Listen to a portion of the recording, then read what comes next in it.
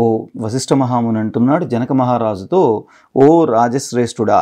ఏ మానవుడు కార్తీక మాసమందు నెల రోజులు పరమేశ్వరుణ్ణి కానీ శ్రీ మహావిష్ణువుని కానీ పంచామృత స్నానం చేయించి కస్తూరి కలిపినటువంటి మంచి గంధపు నీటితో భక్తిగా పూజిస్తాడో అట్టివానికి అశ్వమేధ యాగం చేసినటువంటి గొప్ప ఫలితము పుణ్యము దక్కుతుంది. అట్లనే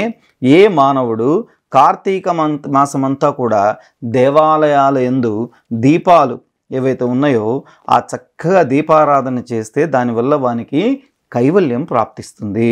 అలాగే దీపదానం చేయటం వల్ల, అంటే బంగారపు వత్తి పైడి వత్తితో స్వయంగా చక్కగా ఆ ప్రమిదని శుభ్రపరిచి ఆ శుభ్రపరిచినటువంటి దాంట్లో ఈ వత్తిని అంతా కూడా వేసి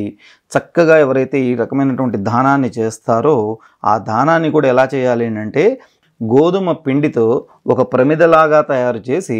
దానిలో కూడా ఆవు నెయ్యి పోసి దీపాన్ని వెలిగించి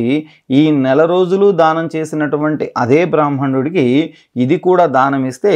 సకల ఐశ్వర్యాలు కలగడమే కాకుండా మోక్ష ప్రాప్తి కూడా కలుగుతుంది.